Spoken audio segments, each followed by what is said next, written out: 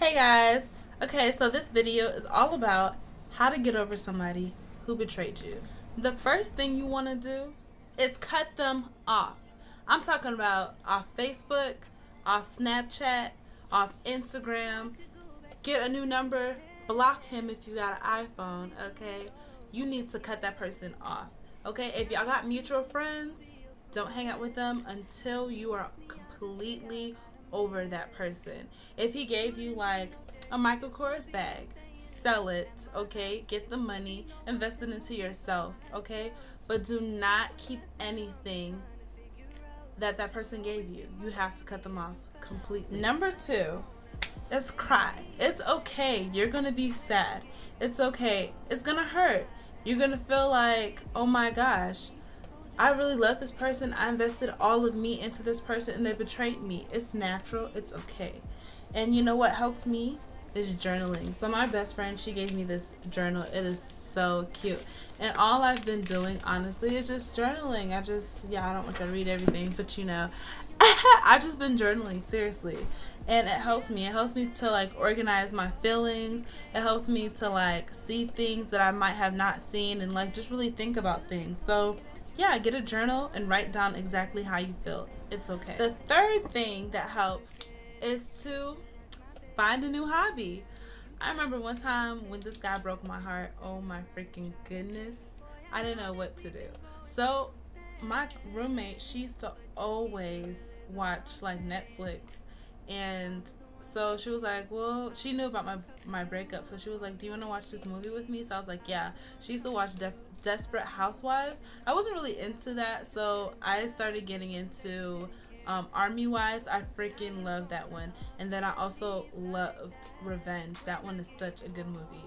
Okay, so those were the two movies that I was really into, and that's all that I did. All I did was go to my dorm.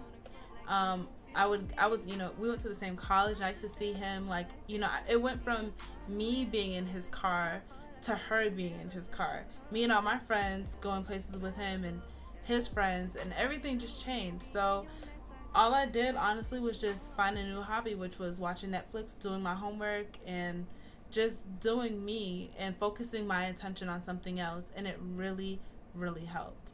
So whether your hobby is swimming, if you always wanted to like act or whatever, sometimes when you're in a relationship, the time that you could be putting into something else like that you might want to do, you take a sacrifice, you take a risk to like, okay, well, I'm not going to do that. I'm going to, make this time for this person. So, when you get that time back, you can do things that you really want to do. So find a new hobby, get into like learning how to do weave, YouTubing, whatever.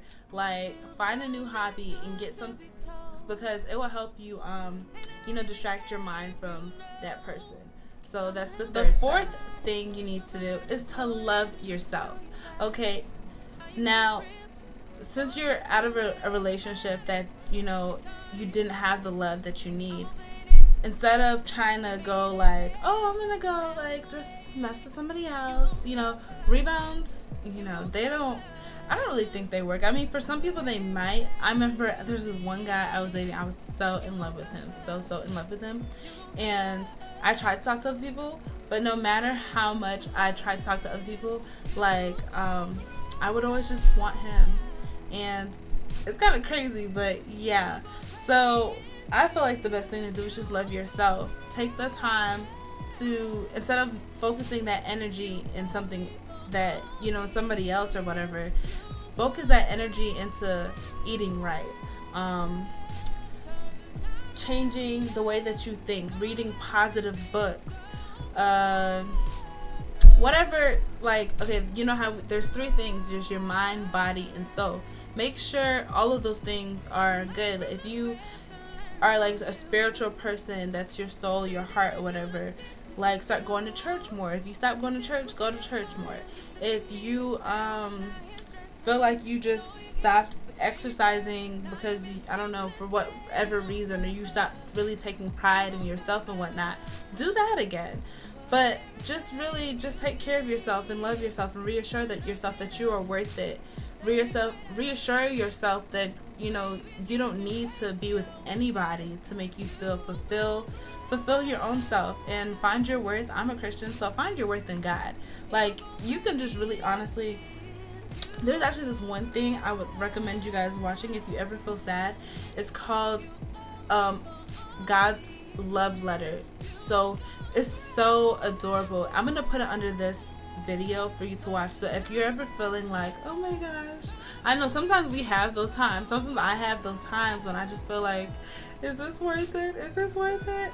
Like, just watch God's love letter to us, because it kind of just tells you, you know, how God views us, and it reassures you, you know, that you are important and that you are worth it. So you don't have to settle. You don't have to settle for things that are not of God. God is love, says in 1 Corinthians. You know, in 1 Corinthians it tells you about what love is. God is love.